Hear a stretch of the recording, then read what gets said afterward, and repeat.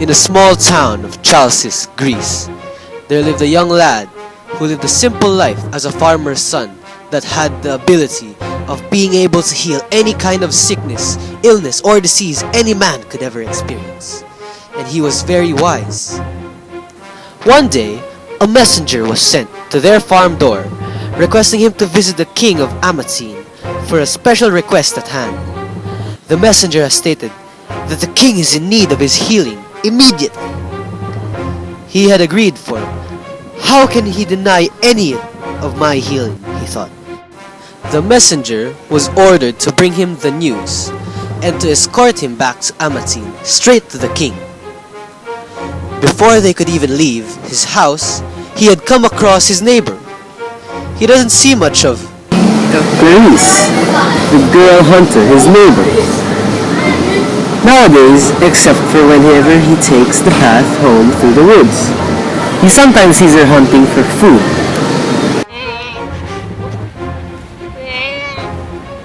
He had asked Clarice to help him through his journey, for all he has is the ability to heal. He had no extraordinary strength, no other special abilities.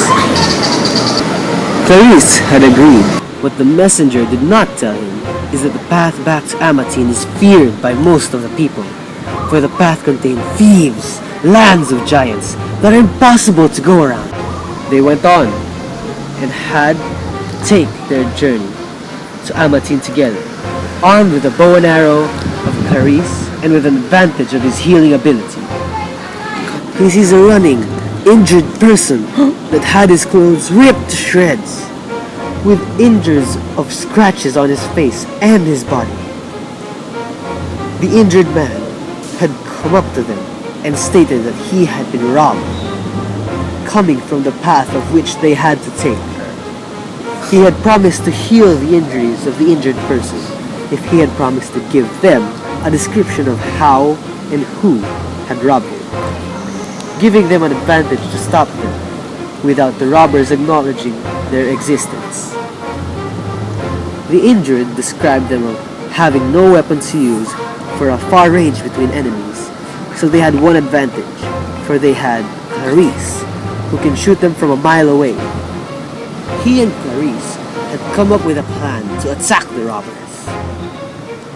Secretly, go uphill and shoot the robbers one by one. Girl Hunter shot them one by one, with no acknowledgement of her, killing them off one arrow at a time, until they were all finally finished.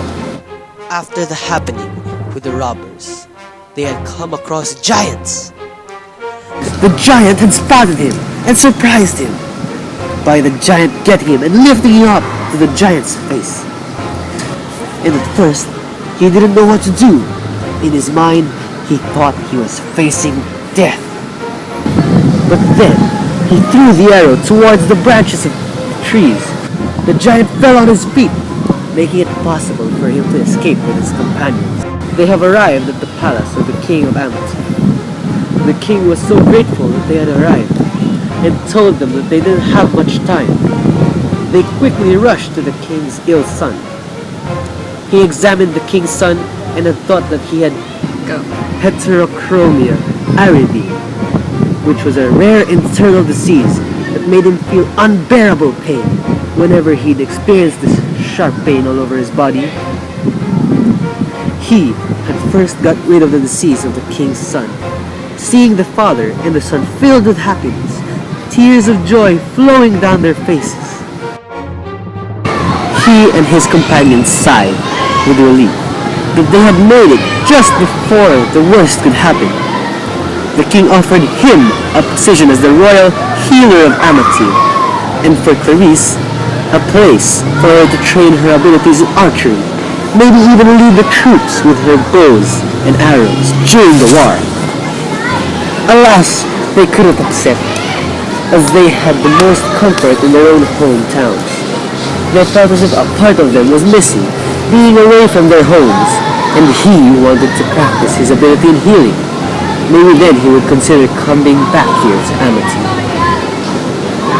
The king understood what he truly wanted, and decided to give him a series of books, all containing healing, kinds of herbs as medicine, which was passed down to him by his father, the kings, who was a special healer, studied everything in that book.